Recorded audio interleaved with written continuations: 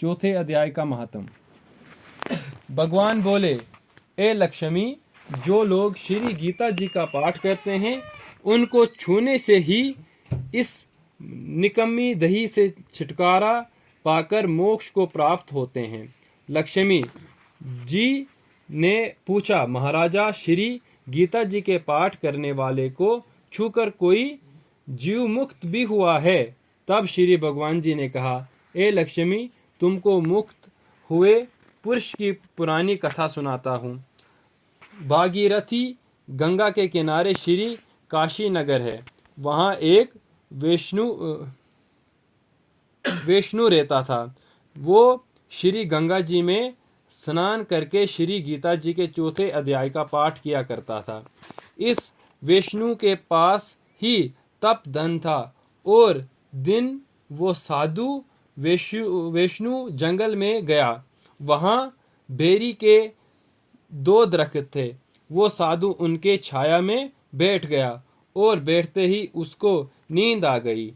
एक बेरी से उसके पांव लगे और दूसरी के साथ सर लग गया तो दोनों बेरी आपस में कांपकर जमीन पर गिर पड़ी। उनके पत्ते सूख गए। परमेश्वर की कृपा से वो दोनों बेरियों ने ब्राह्मण के घर में लड़कियों के रूप में जन्म लिया है। लक्ष्मी, बड़े अच्छे धर्म कर्मों से मनुष्य शरीर मिलता है। दोनों लड़कियों ने अगर तप करना शुरू किया। जब दोनों बड़ी हुई तब उनके माता पिता ने कहा, ए बेटियों, हम तुम्हारी शादी करते हैं। तब इन दोनों ने जवाब दिया, हम शादी नहीं करते। उनको अपने पिछले जन्म की सब बातें याद थी।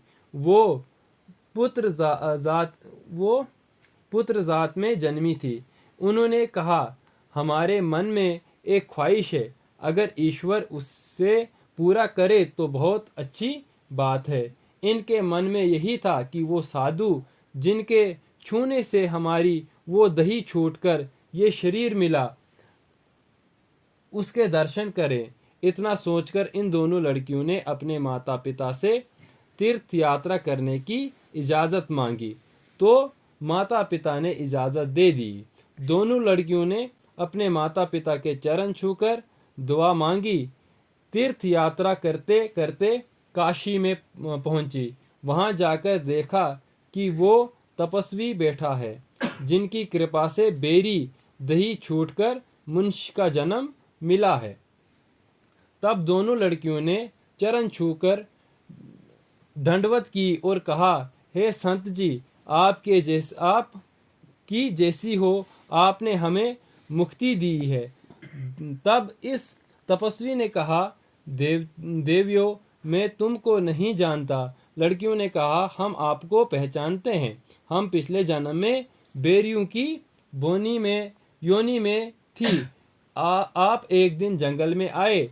आप ज्यादा धूप की वजह से बेरियों के छाये में आ बैठे। लंबा फासला न होने की वजह से एक बेरी को पाँव और दूसरे को सर लगा। उसी वक्त हम बेरियों की योनि से छूट गए। अब ब्राह्मण के घर में जन्मी है। तब बहुत सुख है। आपके कृपा से हमने ये जन्म पाया। तब तपस्वी ने कहा, मुझे इस बात की खबर नहीं थी। तुम्हारी क्या सेवा करूं? तुम ब्रह्म रूप उत्तम जन्म श्री नारायण जी का मुख हो। तब इन लड़कियों ने कहा, हमको श्री गीता जी के चौथे अध्याय का पाठ का फल दान करो, जिसको पाकर देव दही पाकर सुखी होवें।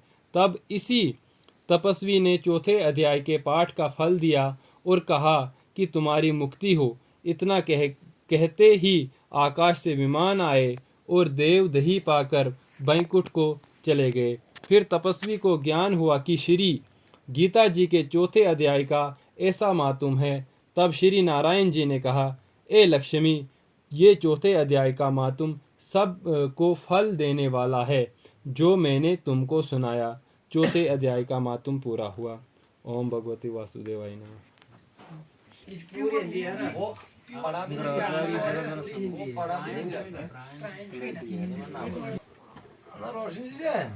रोशन जी क्या समाचार अवतारी समझो वो भी दो अवतारी मोक्ष